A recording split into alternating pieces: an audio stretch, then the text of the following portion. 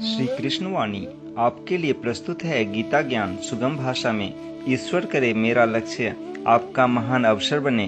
प्रस्तुत है 16वें अध्याय से 12 श्लोकों के मंतव्य। भगवान कृष्ण आसुरी प्रकृति के व्यक्ति के बारे में बताते हुए आगे बोले कि आसुरी प्रकृति के लोग सोचा करते हैं कि मैंने आज यह प्राप्त कर लिया है और अब इस मनोरथ को प्राप्त कर लूँगा। मेरे पास यह इतना धन है और फिर भी यह हो जाएगा। वह शत्रु मेरे द्वारा मारा गया और उन दूसरे शत्रुओं को भी मैं मार डालूंगा। मैं ईश्वर हूँ, ऐश्वर्य को भोगने वाला हूँ। मैं सब सिद्धियों से युक्त हूँ और बलवान तथा सुखी हूँ।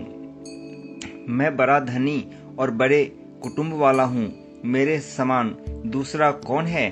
मैं यज्ञ करूँगा, दान दूंगा और आमोद प्रमोद करूँगा।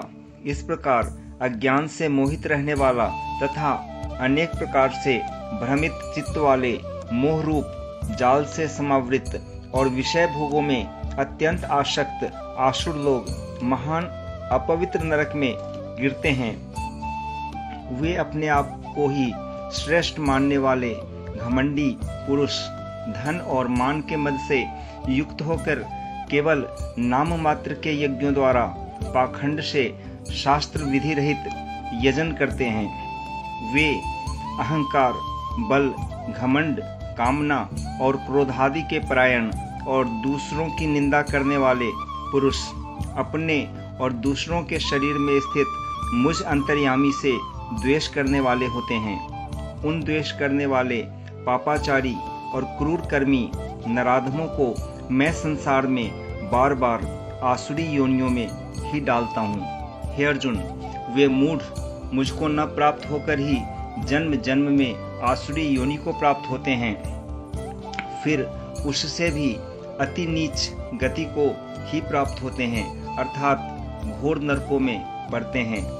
काम, क्रोध तथा लोभ ये 3 प्रकार के नरक के द्वार आत्मा का नाश करने वाले अर्थात उसको अधोगति में ले जाने वाले हैं।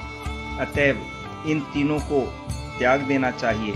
हे अर्जुन, इन तीनों नरक के द्वारों से मुक्त पुरुष अपने कल्याण का आचरण करता है। इससे वह परम गति को जाता है अर्थात मुझको प्राप्त हो जाता है।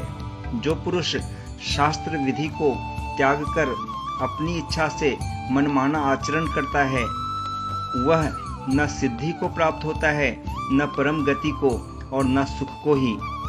इससे तेरे लिए इस कर्तव्य और अकर्तव्य की व्यवस्था में शास्त्र ही प्रमाण है।